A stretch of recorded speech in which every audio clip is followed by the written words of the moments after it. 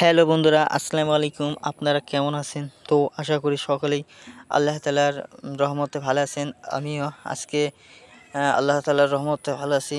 তো ভাই সকল প্রিয় বন্ধুগণ, যারা আমার চ্যানেলের নিয়মিত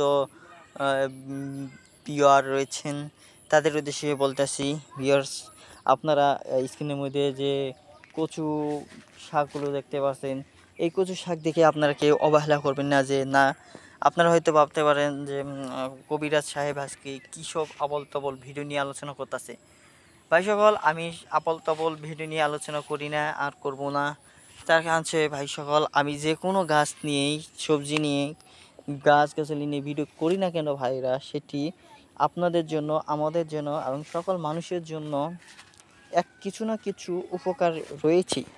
কিন্তু ভাই সকল, আমরা এই সমস্ত ওষুধি গাছ এবং ওষুধি সবজির উপকারিতা না জানার কারণে আমরা এ সকল থেকে ব্যবহার করা থেকে বিরত থাকছি। ফলে আমরা কি হচ্ছি, আমরা বিভিন্ন ধরনের ফরমালিনযুক্ত ফল খেয়ে যাচ্ছি, বিভিন্ন সারের শাকসবজি খেয়ে যাচ্ছি, এবং কি এর ফলে আমাদের বন্ধুরা শরীরের বিভিন্ন অংশের রোগ প্রতিরোধ ক্ষমতা বৃদ্ধি কমে যাচ্ছে।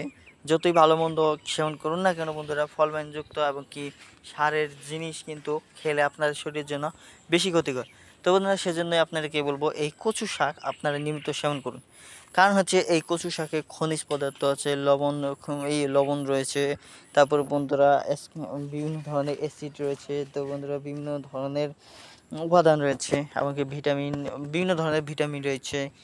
এই কচু শাকের মধ্যে যে পরিমাণ ভিটামিন লুকিয়ে আছে, যা আপনারা না খেলে বুঝবেন না। এই কচু শাক হয়তো খেতে বন্ধুরা তেমন ভালো লাগে না, কিন্তু বন্ধুরা বিশ্বাস রাখেন, এই কচু শাকই আপনাদের শরীরকে সুস্থ ও সতেজ রাখতে বড় ভূমিকা পালন করে থাকে সবসময়। শুধুমাত্র নিয়মিত আপনাকে কচু শাক খেতে হবে, অবহেলা না করে। এই কচু শাক বাজার থেকে কিন্তু ভদ্র মানুষেরা খায়, আপনারা খাইয়ে নেবেন ভদ্র মানুষের মতো। ধন্যবাদ আপনাদেরকে।